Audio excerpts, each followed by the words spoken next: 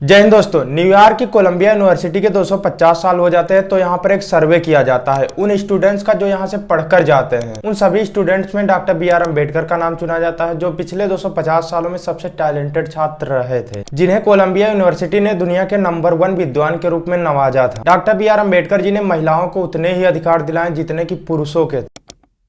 ये lower caste के होने के कारण इनको बहुत सी कठिनाइयों का सामना करना पड़ता है और यही कठिनाइयां आगे चलकर बहुत बड़ा रोल प्ले करती हैं इनके लीडरशिप को बिल्ड करने में। आइए दोस्तों, आज के वीडियो में समझते हैं अम्बेडकर जी के महान कार्यों और उनके स्ट्रगल भरे जीवन को।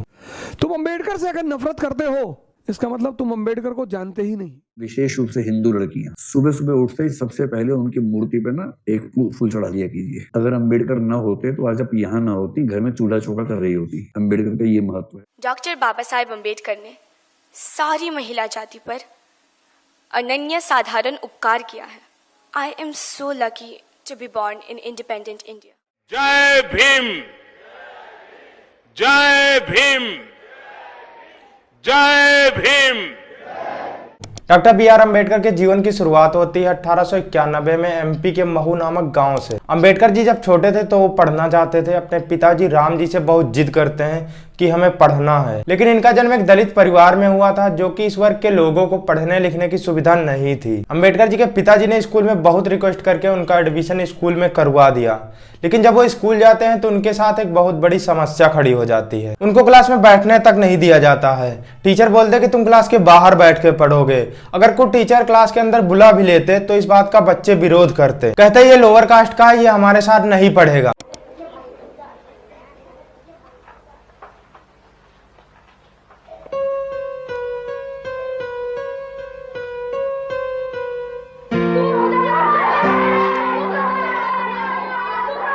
ये सब देखकर अम्बेडकर जी क्लास के बाहर ही बैठकर पढ़ते थे। ये सब दुख दर्द उनको छोटी सी उम्र में ही सहना पड़ा। यही दुख दर्द इनको आगे चलकर बहुत बड़ा रोल प्ले करता है इनकी लीडरशिप को बिल्ड करने में। डॉक्टर BR अम्बेडकर को संस्कृत नहीं पढ़ाई जा रही थी। वहाँ के टीचर बोलते कि संस्कृत सिर्फ सवर्ण जात के बच्चों के पढ़ने के लिए है, तुम्हारे पढ़ने के लिए नहीं है। ये कहकर उनको क्लास के बाहर निकाल दिया जाता था, लेकिन डॉक्टर भीमराव अम्बेडकर हार नहीं मानते हैं और अपनी पढ़ाई को जारी रखते हैं। उस समय वहां के राजा महाराजा गायकवाड़ हुआ करते थे। उन्होंने अम्बेडकर जी की शिक्षा के प्रति इतनी उत्सुकता लगन को देखकर उन्हें स्कॉलरशिप के लिए स्पॉन्सर किया ताकि वो वेस्ट भारत जाकर आगे की पढ़ाई कर सकें। ये बात है 1908 की, जो कि सबसे निचले पायदान से उठा हुआ लड़का मुंबई जाकर इंग्लिश से इंटर करता है और वहीं से वो BA भी करते हैं। वो रुकते नहीं हैं। तुम मुझे यहाँ नहीं पढ़ने दोगे, मैं जाऊंगा दुनिया की सबसे बेस्ट यूनिवर्सिटी में, रोक के दिखाओ। यही स्कॉलरशिप लेकर अम्बेडकर जी निकल जाते हैं न्यूयॉर्क।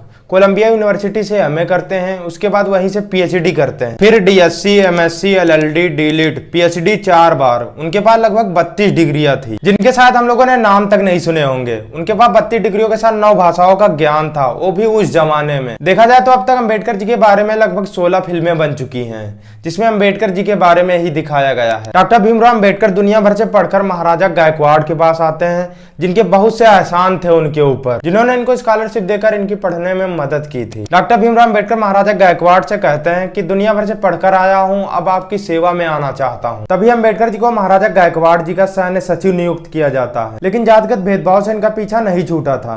एक प्यून तक फाइल फेंक कर चला जाता था, इनकी इतनी बड़ी पोस्ट पर होने के बावजूद भी ऐसा बर्ताव किया जाता था। अम्बेडकर जी कुछ दिन बाद सचिव के पद से रिजाइन देकर चले जाते हैं। अम्बेडकर जी की तकलीफों का सिलसिला अभी थमा नहीं था। रमाबाई जिनसे उनकी शादी हुई थी, उनकी 5 संतानें होती हैं, जिनमें से 4 संतानों की मौत हो जाती है इलाज की ठीक से सुविधा ना मिलने के कारण। अम्बेडकर जी की पत्नी भी उनका लंबे समय तक साथ नहीं दे पाती हैं, जिनका भी लंबी बीमारी के चलते देहांत हो जाता है। अम्बेडकर जी का एक बच्चा बचा था। ऐसी परिस्थितियों में कोई भी टूट सकता था, लेकिन उन्होंने हार नहीं मानी और देश के लिए लड़ते रहे। घर की तकलीफों से अपने आप को रुकने नहीं दिया और सत्याग्रह पर निकल गए देश को बचाने के लिए। उन्होंने मांग रखी कि जो सार्वजनिक स्थान है, जो किसी के प्राइवेट नहीं है, सरकारी हैं, वहां पर सवर्ण जात के अलावा बाकी लोग पानी क्यों नहीं पी सकते। 1927 को अम्बेडकर जी ने तालाब से पानी पीने का हक सभी जात के लोगों को दिलवा दिया। उसके बाद उन्होंने कम्युनल इलेक्टोरेट की मांग रख दी। कम्युनल इलेक्टोरेट में अम्बेडकर जी चाहते थे कि कम्युनिटी के आधार पर हमारे वोटिंग की सुविधा अलग हो, लेकिन उसमें गांधी जी अड़ जाते हैं और अम्बेडकर जी से रिक्वेस्ट करते हैं कि जातिगत आधार पर देश को अलग ना करो,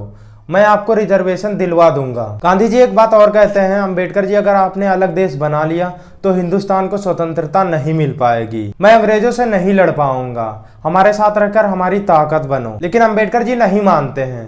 मानते भी तो कैसे, देश में अन्याय जो हो रहा था। अंबेडकर जी जब नहीं माने तो गांधी जी अनशन पर बैठ गए।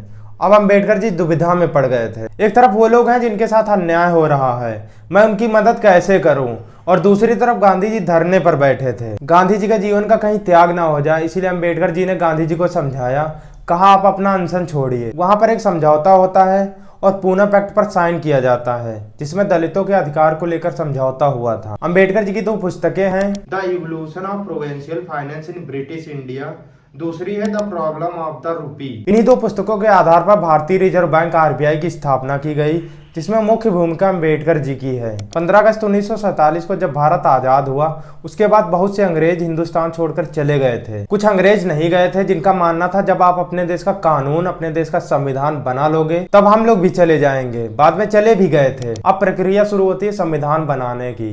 संविधान बनाने के लिए एक कमेटी गठित की गई। अंबेडकर जी ने भारत का संविधान बनाने से पहले 60 अदर देशों के संविधान का अध्ययन किया था। भाई साहब, अगर जो अपने देश का संविधान पढ़ लो तो सबसे अच्छे वकील बन जाओगे या फिर सबसे अच्छी नौकरी मिल जाएगी। कमेटी में डॉक्टर BR अम्बेडकर जी को संविधान का प्रमुख वास्तुकार बनाया गया, जिनके इंटेलिजेंस से सभी सहमत थे। वो कोई पॉलिटिकल लीडर नहीं थे जो सत्ता के लिए लड़े, वो कमजोर लोगों के लिए लड़ते थे। उन्होंने महिलाओं को उतने ही अधिकार दिलाए जितने कि पुरुषों के हैं, क्योंकि पहले महिलाओं के पास उतने अधिकार नहीं थे।